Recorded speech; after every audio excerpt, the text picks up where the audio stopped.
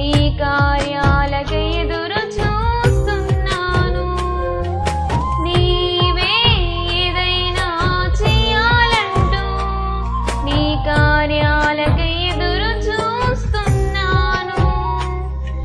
తప్పక చేస్తావని నిన్ను నమ్మి, తప్పక చేస్తావని నిన్ను నమ్మి, నీ కరముపై దృష్టి ఉంచినానయ్యా, నీ కరముపై దృష్టి ఉంచినానయ్యా. అద్భుతం చేయుమయ్యా నా జీవితంలో, నిన్నే నే నమ్మి ఉన్నా యేసయ్యా. అద్భుతం చేయుమయ్యా నా జీవితంలో, నిన్నే నే నమ్మి ఉన్నా యేసయ్యా. నిన్నే నే నమ్ముకున్నాను. నీ వంటి వారు ఎవరయ్యా, నిన్నే నే నమ్ముకున్నాను. నీ వంటి వారు లేరయ్యా. అందరికీ మరణాత మరణాత మహిమస్వరం కార్యక్రమం వీక్షిస్తున్న దేవుని పిల్లలైన మీ అందరికీ ప్రభు నామములో శుభములు కలుగును గాక. ప్రతిరోజు ఇదే సమయంలో ఈ కార్యక్రమం వీక్షించి దైవాశీర్వాదములు పొందండి. ఇప్పుడు సిస్టర్ ఉషా గారు దేవుని వాక్య వర్తమానం అందిస్తారు, శ్రద్ధగా ఆలకించండి. దేవునికే మహిమ కలుగును గాక. దేవుని నామకు స్తోత్రం. అందరికీ నా మరణాతండి. వాక్యం చదువుకుందాము. లూకాసు వార్త 11వ అధ్యాయము 9వ వచనము. అటువలే మీరును అడుగుడి, మీకు ఇయ్యబడును, వెదకుడి, మీకు దొరకును, తట్టుడి, మీకు తీయబడును. దేవుడు తన పరిశుద్ధ వాక్యమును దీవించునుగాక. ఆమెన్. ప్రార్థన చేసుకుందాము. అందరూ కూడా కళ్ళు మూసుకోనండి. సర్వోన్నతుడా, సర్వోపకారి, ఘనమైన తండ్రి, బలమైన కార్యములు చేయ దేవాది దేవ, మీ బంగారు పాదములు కోటాను కోట్ల స్తుతులు స్తోత్రము చెల్లించున్నాము తండ్రి. నాయన సదాకాలము మీతో ఉంటానని సెలవిచ్చిన దేవ, ఈ సమయమున మా మధ్యన ఉన్న తండ్రి మీ కోటాను కోట్ల స్తుతులు స్తోత్రాలు ప్రభువ. అయ్యా వాక్యము ద్వారా తండ్రి ఏ వర్తమానం అయితే మీరు అందించినారో ప్రభువ తండ్రి, అట్టి వాక్య వర్తమానం అందించమని అడుగుచున్నాము తండ్రి. స్తోత్రాలు ప్రభువ తండ్రి. అయ్యా ఏ బిడకు ప్రభువ తండ్రి ఏ మాటలు అవసరమైనవో ప్రభువ, ఎట్టి ఓదార్పును మీరు అందించినారో తండ్రి నాయన, అట్టి ఓదార్పుతో కూడినటువంటి ప్రభా అయ్యా ఆదరించే వర్తమానం మీరు అందించండి తండ్రి. స్తుతులు స్తోత్రాలు ప్రభువా. అయ్యా నన్ను మరుగు చేయండి తండ్రి, నా సొంత ఆత్మను మరుగు చేయండి నాయన. మీ దైవాత్మను అందించి ప్రభువా తండ్రి కుమార పరిశుద్ధాత్మగా మా మధ్యలో ఉండి తండ్రి మీరే స్వయముగా మాట్లాడమని, వినగలుగు శక్తిని గ్రహించగలుగు ఆత్మను ప్రభువా ప్రతి బిడ్డకు మీరు దయచేయమని ప్రభు నామములో అడిగి వేడుకొంచున్నాము తండ్రి. ఆమేన్. ఇక్కడ మనం చదవబడిన లేఖనమును మనం చూసినట్లయితే ప్రభు వారు తన శిష్యులైన వారందరికీ చెబుతున్న మాట, అడుగుడి మీకు ఇయ్యబడును, వెదకుడి మీకు దొరకును. ఆ రోజున వారికి చెప్పి ఉన్న రీతిగానే ఈ సమయమున దేవుడు మనందరితో మాట్లాడుతూ ఉన్న మాట ఏమిటి అంటే, మీరు అడగండి నేను ఇస్తానని చెబుతున్నారు. మీరు ఏదైతే అది అడుగుతారో అది నేను మీకు అనుగ్రహిస్తానని చెబుతున్నారు. కాబట్టి ఆయన వాగ్దానము చేసిన ప్రకారముగా సమస్తము మనకు అందించే దేవుడండి మన దేవుడు. ఎందుకంటే ఏది అడిగినా దాన్ని ఇస్తానని చెప్పి ఉన్నారు. కాబట్టి నీవు కావాల్సినది ఎల్లా కూడా అడిగితే ఆయన ధారాళముగా దయచేసే దేవుడు. ఇక్కడ మనకి ఉపమానం ప్రభు వారు చెప్పినది ఏమిటి అంటే, లూకాసు వార్త 11వ అధ్యాయం 5వ వచనం నుంచి మనం చూసినట్లయితే, మరియు ఆయన వారితో ఇట్లనెను, మీలో ఎవరికైనా ఒక స్నేహితుడుండగా అతడు అర్ధరాత్రి వేళ ఆ స్నేహితుని యొద్దకు వెళ్ళి, స్నేహితుడా నాకు 3 రొట్టెలు బదులిమ్ము, నా స్నేహితుడు ప్రయాణము చేయుచు మార్గములో నా యొద్దకు వచ్చి ఉన్నాడు, అతనికి పెట్టుటకు నా యొద్ద ఏమీ లేదని అతనితో చెప్పిన ఎడల. ఇక్కడ ఒక స్నేహితుడు కనిపిస్తూ ఉన్నాడండి. ఈయన చేసిన పని ఏమిటంటే, మరి ఒక స్నేహితుడి దగ్గరికి వెళ్ళి, ఈ వ్యక్తి మరి ఒక వ్యక్తి దగ్గరికి వెళ్ళి అర్ధరాత్రి వేళ తలుపు తట్టి అడుగుతూ ఉన్నారండి, స్నేహితుడా నాకు 3 రొట్టెలు బదులివి. ఎందుకు ఆ రొట్టెలంటే వచ్చిన ఈ వ్యక్తికి కాదండి, అతని మిత్రుడకైనా ప్రయాణం చేస్తూ వచ్చాడు ఈయన దగ్గరికి. సాధారణంగా ప్రయాణం చేసే వారికి ఏదో ఒక అవసరత వస్తుందండి. ఏదైనా ఊరు వెళ్తాము, ఆ ఊరు వెళ్ళిన సమయంలో మనకి ఏదైనా అవసరత వచ్చినప్పుడు ఆ ఊరిలో మనకు తెలిసిన వాళ్ళు ఎవరైనా ఉన్నారేమో అని మొదటగా మనం ఏం చేస్తాం, ఆలోచిస్తాం. ఈ ప్రదేశంలో మాకు తెలిసిన వాళ్ళు ఎవరైనా ఉన్నారా, లేదంటే ఒక వీధి దగ్గరికి వెళ్ళారు, అక్కడ మీకు చాలా దాహం వేస్తూ ఉన్నది. చుట్టుపక్కల చూస్తే ఎక్కడా కూడా ఏ షాపు కనపడట్లేదు, కొనుక్కుందామన్నా సరే. అప్పుడు ఏం చేస్తారు? ఈ వీధిలో మనకు తెలిసిన వాళ్ళు ఎవరైనా ఉన్నారా లేదా అని ఒకసారి ఆలోచిస్తారా లేదా? ఎవరైనా తెలిసిన వాళ్ళు ఉంటే వాళ్ళ దగ్గరికి వెళ్ళి వాళ్ళని అడుగుతారు. అట్టి రీతిగానే ఈ ప్రయాణం చేస్తూ ఉన్న వారికి ఏదో ఒక అవసరత వస్తుంది. ఇప్పుడు ఇక్కడ మనకి 3 వ్యక్తులు కనిపిస్తున్నారండి. ప్రభువారు చెప్పిన ఈ ఉపమానంలో 3 వ్యక్తులు ఎవరంటే, ప్రయాణం చేస్తూ వచ్చినటువంటి వ్యక్తి ఒక ఆయన అయితే, ఆ ప్రయాణం చేస్తూ వచ్చినట్టు వ్యక్తి ఇంటి గల ఆయన ఒక ఆయన, మరలా ఇతను మరొక స్నేహితుడి దగ్గరికి వచ్చాడంటే 3 కనిపిస్తూ ఉన్నారు. ఇప్పుడు ఈ మధ్య వ్యక్తి వచ్చి ఈ పడుకుని ఉన్న వ్యక్తిని అడుగుతూ ఉన్నారండి. అర్ధరాత్రి వేళ తలుపులు తట్టుతూ అంటున్నాడు కదా, స్నేహితుడా, నా స్నేహితుడు ప్రయాణమయ్యి మధ్యలో ప్రయాణం చేస్తూ వచ్చాడయ్యా. అతను నా ఇంటికి వచ్చాడు, కానీ నా దగ్గర ఆయనకి పెట్టడానికి ఏమీ లేదు. నీవు నాకు 3 రొట్టెలు బదులివి, నేను తర్వాత ఇచ్చేస్తా అంటే బదులని అడిగాడు. అంటే నీవు నాకు ఈ సమయానికి ఈ అవసరత తీర్చు అని అతని తలుపు తట్టుతూ ఉన్నాడండి. సాధారణంగా ఒక వ్యక్తి ఇంటికి వచ్చినప్పుడు అతని దగ్గర ఏమీ లేదు, లేని సమయంలో ఇతను ఏం చేయాలి? మామూలుగా కఠినాత్ములు అయితే ఏం చేస్తారండి? నా దగ్గర ఏమీ లేదు పెట్టడానికి, మరి నువ్వు ఎక్కడో చోటకు వెళ్ళని పంపించేస్తారు కఠిన హృదయం గలవారైతే. కానీ ఈ వ్యక్తి ఎలాంటి వాడైతే అంటే, అర్ధరాత్రి అయినా సరే నా యొక్క స్నేహితుడి ఆకలి తీర్చాలి, నన్ను నమ్ముకొని నా దగ్గరకు వచ్చాడు కాబట్టి అతని ఆకలి తీర్చాలని ఉద్దేశము కలిగి అలసటైనా కష్టమైనా సరే అతను ఆలోచించాడు, నేను ఎక్కడికి వెళ్తే బాగుంటుంది, ఇప్పుడు నాకు ఎవరు ఆహారం ఇస్తారు అని చెప్పి ఆలోచించి మరి ఒక స్నేహితుడి దగ్గరికి వెళ్ళడం జరిగింది. ఇప్పుడు ఇతను వెళ్ళి అడుగుతున్నాడు, తలుపు తడుతూ ఉన్నాడు. అయితే అవతలి వ్యక్తి ఎలా ఉన్నాడంటే, తన పిల్లలతో శుభ్రంగా నిద్రపోతూ ఉన్నాడండి. అలాంటి సమయంలో తలుపు తట్టాడు. తలుపు తట్టినప్పుడు అతను పలకకపోయినా సరే ఇంకా అలా మాటికి తట్టుతానే ఉన్నాడు. ఎందుకంటే ఆ సమయం ఆధారం ఎవరంటే కనుక ఆ స్నేహితుడే ఆధారము, అతనే ఇవ్వాల్సి ఉంటుంది. ఎందుకంటే ఎంతో నమ్మి వచ్చాడు అక్కడికి, నా స్నేహితుడైన ఇతను తప్పనిసరిగా నాకు ఇస్తాడు అని. మరియు ఆ స్నేహితుడు మంచి మనసు కలిగినటువంటి ఈ వ్యక్తి అతని దగ్గరకు వచ్చి అడగడం జరిగింది. ఇప్పుడు నిద్రపోతున్నా సరే మాటికి అలాగ పిలవడం చూచి వెంటనే లేచి ఏం చేస్తాడు? అతనికి కావాల్సినవి ఇచ్చి పంపిస్తాడు కదా. ఇప్పుడు 3 రొట్టెలే అడిగాడండి. 3 రొట్టెలే అడిగాడని చెప్పి 3 రొట్టెలు ఇస్తాడా? ఇంకా అతని దగ్గర ఉన్నవి ఏవో కొన్ని రకాలు ఇచ్చి, సరే ప్రయాణం చేస్తూ వచ్చాడు కదా నీ మిత్రుడు, మరి అతనికి పెట్టడానికి ఇవి కూడా అవసరం అవుతాయేమో అని చెప్పి అన్నీ ఇస్తాడు కదా. అలాగున మాటికి తలుపు తట్టడం బట్టి అతను లేచి నిద్రపోతున్నా సరే తన స్నేహితుడికి అవసరము తీర్చాడు. ఇప్పుడు ఈ రొట్టెలు పట్టుకొని, ఇచ్చిన ఆహార పదార్థాలు పట్టుకొని అతను తన ఇంటికి వెళ్ళి తన దగ్గరకు ప్రయాణం చేస్తూ వచ్చిన వ్యక్తి యొక్క ఆకలి తీర్చాడు. ఇప్పుడు దీన్ని బట్టి మనం చూసినట్లయితే ఎవరు కూడా విసుక్కున్నట్లుగా మనకు కనపడడం లేదండి. వచ్చిన అతను నా దగ్గర ఏమీ లేవని విసుక్కుని పంపించలేదు, మరి ఒక వ్యక్తి తీరుస్తాడు ఆ అవసరతని చెప్పి అక్కడికి వెళ్ళి అడిగినట్లుగా మనకు కనబడుతుంది. అతను కూడా విసుక్కుండానే కొంచెం 2-3 సార్లు అడుగుండొచ్చు, లేచి ఇవ్వడం జరిగినది. ఇప్పుడు ఇహలోక మనుషులకే మాటికి అడగడం ద్వారా ఎలాగైనా స్పందించి హృదయంలో పరివర్తన వచ్చి అంటే ఇవ్వాలనే మనస్సు కలిగి ఎలాగున సహాయం చేస్తారో, మరి మన దేవాది దేవుడు ఎలాంటి వాడండి? జాలి కలిగిన దేవుడు. ఆయన ఆశగల ప్రాణాన్ని తృప్తిపరిచే దేవుడు కదా. ఆయన మీద మనము నమ్ముకుంటే అంటే ఆధారపడి ఉంటే గనుక ఎప్పుడు కూడా చేయి విడిచిపెట్టేవాడు మాత్రము కాదండి. వాగ్దానము చేసిన వాడు నమ్మదగిన దేవుడు. ఆయన చెబుతూ ఉన్న మాట, ఎలాగైతే తన స్నేహితుని మాట ప్రకారము అడిగిన దానికంటే కొంచెం ఎక్కువేసి పంపించిన రీతిగానే నేను కూడా, మీరు నన్ను అడగండి నేను మీకు ఇస్తానని చెబుతున్నాడు దేవుడు, మీరు నన్ను వెదకండి నేను మీకు దొరుకుతానని చెబుతున్నాడు దేవుడు. కాకపోతే ఒక్కొక్కసారి కొంచెం సమయం పట్టవచ్చు మన కార్యములు జరగడానికి.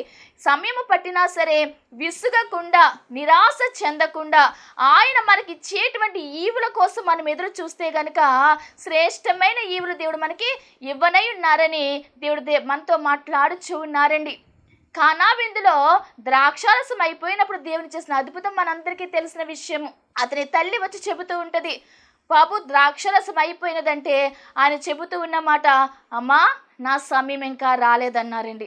ఆయన సమయం రాగానే అక్కడ ఉన్న శిష్యుల్ని పిలిచి రాతి బాణల నిండా నీళ్లు నింపమని చెప్పినారు. ఆయన చెప్పిన రీతిగానే ఆ 6 రాతి బాణల నిండా కూడా అంచుల మట్టుకు నీరు నింపారు.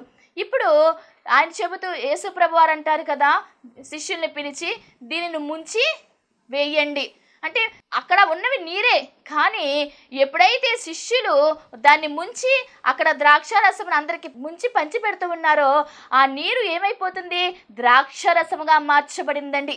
అంటే ఆయన సమయం వస్తే గనుక ఖచ్చితంగా దేవుడు కార్యము చేస్తాడు. అడుగు వాటినిటికంటేను ఊహించు వాటన్నిటికంటేను అత్యధికంగా ఇచ్చే దేవుడు మన దేవుడై ఉన్నారు. కాబట్టి ఎప్పుడూ కూడా ఎవరు నిరాశ పడవద్దండి, సందేహపడవద్దండి, విసుగు కొనవద్దు.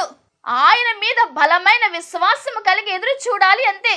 ఇక్కడ నీటిని ద్రాక్షరసముగా మార్చిన సంగతి అక్కడ శిష్యులకి మాత్రము తెలుసు, కానీ అక్కడ ఉన్నవారు ఎవ్వరికీ తెలియదండి. అందుకే విందు ప్రధాని పెండ్లి కుమార్ దగ్గరకు వచ్చి అడుగుతాడు కదా, మీ దగ్గర మంచి ద్రాక్షారసము దగ్గర పెట్టుకొని మొదట మామూలు ద్రాక్షరసం ఎందుకు వేశారు, ఇంత మంచిది ముందే వేయచ్చు కదా అని అడుగుతున్నారు. అంటే అడిగిన తర్వాత, అంటే ఒక శ్రమ వచ్చిన తర్వాత, లేకపోతే ఒక అవసరత వచ్చిన తర్వాత, అవసరం తీరిపోయిన తర్వాత వచ్చేటువంటి మాధుర్యము చాలా బాగుంటుందండి. అంటే ఆ దీవెన చాలా గొప్పగా ఉంటుంది. మొదటి ద్రాక్షారసము కన్నా తరువాతి ద్రాక్షారసము ఎంతో మధురముగా మారిన రీతిగానే నీ జీవితంలో కష్టాల సుడిగుండంలో ఉన్న నిన్ను ఆయన చెయ్యి పట్టుకొని లేవనెత్తి బయటకు తీసుకుని వచ్చినప్పుడే మునుపటి స్థితి కన్నా తరువాత వచ్చిన ఆశీర్వాదము బహు రెట్టింపై ఉంటుంది. యోబు జీవితంలో ఎలాగున రెట్టింపు దీవెన పొందుకున్నాడో అట్టి రీతిగానే నీ జీవితంలో కూడా నిరాశలో ఉన్నటువంటి నీ పరిస్థితి నుండి లేవనెత్తినప్పుడే మరింత రెట్టింపు దీవెన ఆశీర్వాదాలు పొందుకుంటావు. మునుపటి స్థితి కంటే ఇప్పుడు ఉన్న స్థితి బహు ధన్యకరముగా ఉంటుంది. కాబట్టి ఏ విషయంలో కూడా నిస్సందేహము లేకుండా దేవుణ్ణి అడగాలి. అడిగితే గనుక శ్రేష్టమైనటువంటి దీవెనలు పొందుకుంటామని ఈ సమయంలో దేవుడు మనతో మాట్లాడుచూ ఉన్నారు. పక్షిరాజు చేసే పని ఏమిటి అంటే, ఆ పక్షిరాజు చాలా ఆహ్లాదంగా ఆకాశంలో అక్కడక్కడ ఎగురుతూ ఉంటుంది. అలా ఎగురుతూ ఉన్న సమయంలో ఒక్కొక్కసారి తనకి నీరసం వచ్చేసినప్పుడే ఎగరలేని పరిస్థితిలో చేసే పని ఏమిటో తెలుసండి, కొండల పైకి వెళ్ళిపోయి సూర్యుడికి ఎదురుగా ఉన్న ప్రదేశంలో కూర్చుండి సూర్యుని యొక్క కిరణాలు స్వీకరిస్తూ ఉంటుంది. ఎప్పుడైతే సూర్యుని కిరణాలు ఆ యొక్క పక్షిరాజు మీద పడ్డాయో ఇప్పుడు ఆ పక్షిరాజులో ఉన్న అనారోగ్యం అంతా తొలగిపోయి నూతన ఉత్సాహము, నూతన ఉత్తేజం పొందుకుంటుంది. అప్పుడు మరలా యథావిధిగానే చాలా చక్కగా ఎగురుకుంటూ వెళ్ళిపోతుంది. అలాగుననే మనమును కూడా అవసరత ఉన్నప్పుడు ప్రతి సమయమందు కూడా నిరంతరము దేవుని సన్నిధితో మనం గడిపితే గనుక ఎప్పుడు కూడా ప్రార్థన అనేటువంటి ఆ యొక్క తాళపు చెవిని మనం కలిగి ఉండి అడుగుడి మీకు ఇవ్వండి అనేటువంటి నీతి సూర్యుని వైపు మనం చూస్తే గనుక ఎలాగైతే పక్షిరాజులో నూతన బలము కలిగి ఉన్నదో, సూర్యుని కిరణాలు పడగానే ఆ పక్షిరాజులో గొప్ప శక్తి ఎలాగైతే వచ్చినదో, నీతి సూర్యుని యొక్క మహిమ కిరణాలు నీ మీదకి పడగానే, ఆయన సన్నిధి నీ మీద ప్రకాశింపబడగానే నీలో ఉన్నటువంటి బలహీనతలన్నీ ఎగిరిపోతాయి. ఈ అనారోగ్యముతో నీవున్నా సరే, ఎలాంటి బలహీనతలో నీవున్నా సరే, ఎలాంటి భయంకరమైన పరిస్థితిలో నీవున్నా సరే, అడుగు తీసి అడుగు వేయలేని పరిస్థితి నీకు కలిగి ఉన్నా సరే, అడగండి దేవుణ్ణి. వాలిని విరిని అడగడం కాదు, నిన్ను శ్రమ నుండి తప్పించే దేవుడున్నాడు, నిన్ను అపాయం నుండి లేవనెత్తే దేవుడున్నాడు, నీకు అపాయం ఏమి రాకుండా కాపాడుతాను సెలవిచ్చిన దేవుడు మనకున్నాడు. కాబట్టి ఎందుకు నిరాశ పడతావు, ఎందుకు దుఃఖపడతావమ్మా? అక్కడ వారికి ఇక్కడ వారికి పొరుగు వారికి చెప్పుకోవడం వల్ల నీ సమస్యకు పరిష్కారము దొరకదు. కానీ నీ సమస్యకు పరిష్కారం ఎక్కడ దొరుకుతుంది అంటే నీతి సూర్యుడైన దేవుని తట్టు తిరిగి అడుగు. అడుగుడి మీకు ఇయ్యబడినన్న దేవుని మాటను పట్టుకొని అడుగు. వాగ్దానము చేసినటువంటి దేవుడు నమ్మదగిన దేవుడని మనం నమ్మి ఉన్నాము గనుక, నమ్ముట నీ వలనైతే నమ్ము వారికి సమస్తమును సాధ్యమే అని సెలవిచ్చిన దేవుడు నీకు నాకు ఉన్నాడు. కాబట్టి ఆయన వైపు తిరిగి అడుగు. ఆయనను చూచినంతయు సరియవునన్న రీతిగా ఎప్పుడైతే నీవు అడుగుతావో నీ యొక్క మనవి ఆలకించి నీకు కావలసినవి అనుగ్రహించే దేవుడు మన దేవుడై ఉన్నారు. కనాను స్త్రీ కూడా అలాగుననే చేసినది. మత్తయి సువార్త 15వ అధ్యాయం 21వ వచనం నుంచి మనం చూసినట్లయితే, కనాను స్త్రీ ఒకటి వచ్చి, ప్రభువా, దావీదు కుమారుడా, నన్ను కరుణింపుము, నా కుమార్తె దయ్యము పట్టి బహు బాధపడుచున్నదని కేకలు వేసెను. ఈమె కుమార్తె దయ్యము పట్టి బహు బాధపడుతూ ఉన్నదండి. ఈ కనాను స్త్రీకి తెలిసినది, యేసు ప్రభు వారు స్వస్థపరుస్తారు, యేసు ప్రభు వారిలో మహిమ కార్యం ఉన్నది అని చెప్పి ఈ కనాను స్త్రీకి తెలిసి ఆయన దగ్గరకు వచ్చి కేకలు వేస్తూ అడుగుతూ ఉన్నది, బ్రతిమాలుతున్నట్లుగా మాట్లాడుతూ ఉన్నది. అయ్యా, నా కుమార్తెకు దయ్యము పట్టి బహు బాధపడుతున్నది, ఒక్కసారి నా కుమార్తెను స్వస్థపరచమని అడిగితే ప్రభువారు అంటారు, అందుకు ఆయన ఆమెతో ఒక్క మాట అయినా చెప్పలేదు. అప్పుడు ఆయన శిష్యులు వచ్చి, ఈమె మన వెంబడి వచ్చి కేకలు వేయించినది గనుక ఈమెను పంపివేయమని ఆయనను వేడుకొనగా, ప్రభువా, ఈమె మన వెంబడి వచ్చి కేకలు వేస్తున్నది, కొంచెం ఆమెను పంపివేయి అని చెప్పి శిష్యులు ప్రభువుకు చెబుతుంటే ఆయన అంటున్నారు, ఇశ్రాయేలు ఇంటి వారే నశించిన గొర్రెల యొద్దకే గాని మరి ఎవరి యొద్దకు నేను పంపబడలేదనెను. ఆయనను ఆమె వచ్చి ఆయనకు మ్రొక్కి ఏం చేస్తున్నదండి, నేను ఇశ్రాయేలు వారికే కానీ మరి ఎవరి యొద్దకు నేను అంటే వారికి సహాయం చేయడానికి పంపబడలేదంటే ఆమె అలా అన్నారు కదా అని కోపగించుకుని వెళ్ళిపోలేదండి. ఈయన నాకేమీ చేయరనుకుని వెళ్ళిపోలేదండి. ఏం మాట్లాడుతున్నా సరే ఆయన దగ్గరకు వచ్చి మ్రొక్కి ఆయన సహాయం కొరకు ఎదురు చూస్తూ ఉన్నదండి. ఆయన బతిమాలుకుంటూ ఉన్నది, ఆయన వేడుకుంటూ ఉన్నది. నీవే నాకు దిక్కు అని దేవుని వైపు దీన చూపు చూస్తూ అడుగుతూ ఉన్నది. యెహోషాపాతు ఎలాగైతే నీవే నాకు దిక్కు, ఈ భయంకరమైన సైన్యము నుండి నీవే నన్ను రక్షించాలి, నీవే నా పక్షముగా యుద్ధము చేయాలని ప్రార్థన చేసినప్పుడు వాది దేవుడు యెహోషాపాతు పక్షముగా ఎలాగున విజయం ఇచ్చి ఉన్నారో అలాగున ఈమె చేసిన పని ఏమిటి అంటే నీవే నాకు దిక్కు అన్న రీతిగా ఆయన మ్రొక్కుతూ నీవే నాకు సహాయము చేయాలని ప్రాధేయపడుతూ ఉన్నదండి. ఎలాగైనా ఆయన్ని నేను వేడుకోవాలనే దృఢ సంకల్పం కలిగి ఉన్నది. అందుకే ప్రభువారి మాటకు ఆమె సమాధానము చెబుతూ ప్రభువును వేడుకుంటూ ఉంటే అప్పుడు ప్రభు అంటారు కదా, అందుకు యేసు, అమ్మా, నీ విశ్వాసము గొప్పది, నీవు కోరినట్టే నీకు అవునుగాక అని ఆమెతో చెప్పాను. ప్రభు వెంటనే చెబుతున్న మాట, అమ్మా, నీ విశ్వాసము గొప్పది అంటే మొదట నేను నీ కార్యము చేయను అన్న దేవుని నోటే నీ కార్యము జరుగుతుందని చెప్పారు అంటే గనుక ఈ మధ్యలో ఈమె ఎంతగా ప్రాధేయపడిందండి, ఎంతగా విశ్వాసంతో అడిగిన దేవుని అంటే ప్రభువారి దగ్గర ఈమె విశ్వాసం అంతా కూడా ఆమె చూపించినది. నీ క్రియలలో కూడా నీ విశ్వాసం చూపించాలి. నీ మాటల ద్వారా, నీ చేష్టల ద్వారా, నీ ప్రవర్తన ద్వారా ప్రభువు పట్ల విశ్వాసం మరింత బలపరుచుకోవాలి. ఎందుకంటే ఈమె చేసిన పని ఏమిటి అంటే ఆయన మాట సెలవిచ్చే వరకు కూడా ఎదురు చూచిందండి, విసుగుపోలేదు. విసుగక దివారాత్రులు కూడా ఆయనను మనం ప్రార్థిస్తూ ఉండాలి, అడగాలి, అడిగి పొందుకోవాలండి. ఎందుకంటే ఈమె చేసిన పని అదే, మ్రొక్కిన ఆమె ప్రభువారు చెప్పిన దానికి సమాధానం చెప్పి ప్రభు మనస్సుని గెలుచుకొనగలిగింది. అంటే ప్రభువారు సహాయం చేసేలాగున ఆమె తన మాటల ద్వారా తన భక్తిని ఆమె చూపించుకున్నదండి. ఇప్పుడు ప్రభు అంటున్నారు కదా, నేను నీ యొక్క కుమార్తెను స్వస్థపరుస్తున్నాను, నీ మనవి నేను నెరవేరుస్తున్నానని చెప్పినట్లుగా మనకు కనబడుతూ ఉన్నది.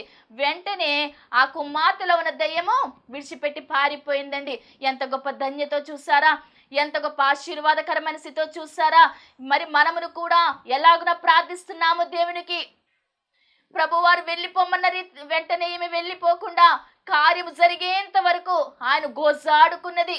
మరి అట్టి గోజాడి ప్రార్థన నీకున్నదా? ఒక్కసారి ఆలోచన చే ప్రియ దేవుని సహోదరి సహోదరా.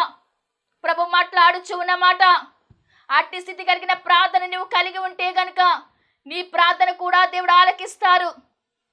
అడగండి మీకు ఇస్తానని చెప్పిన దేవుడు తప్పనిసరిగా నీ యొక్క ఆశను నెరవేరుస్తారు. నీ యొక్క హస్తానికి ఆయన హస్తాన్ని అందిస్తారు. మరి ఇంకొక ఉపమానం కూడా ప్రభు చెప్పి ఉన్నారు. విధవరాలు ఆమె ఒక స్త్రీ ఉన్నది. ఆ యొక్క విధవరాలు తనకు న్యాయం జరగ నిమిత్తము ఒక న్యాయస్థులైన అధికారి దగ్గరికి వెళ్ళి అడుగుతూ ఉంటుంది, అయ్యా నాకు న్యాయం జరిగించు, నాకు న్యాయం జరిగించు అని అడుగుతూ ఉన్నప్పుడు ఆ అధికారి ఎలా ఉన్నాడండి? అన్యాయస్తుడు. అంటే ఇంకా తన దగ్గరకు వచ్చిన వారికి సమస్యలు పరిష్కారం చేసేవాడు కాదు. ఎవరి యొక్క మాట పట్టించుకునేవాడు కాదు, ఎవరికి సహాయం చేసే మనసు కలిగిన వాడు కాదు. అలాంటి వ్యక్తి దగ్గరికి వెళ్ళి ఈమె అవసరత అడుగుతూ ఉంటే రేపు రామ్మా రేపు రా అని చెప్పి ఏ రోజుకు ఆ రోజు ఆమెను పంపించేస్తూ ఉన్నాడు.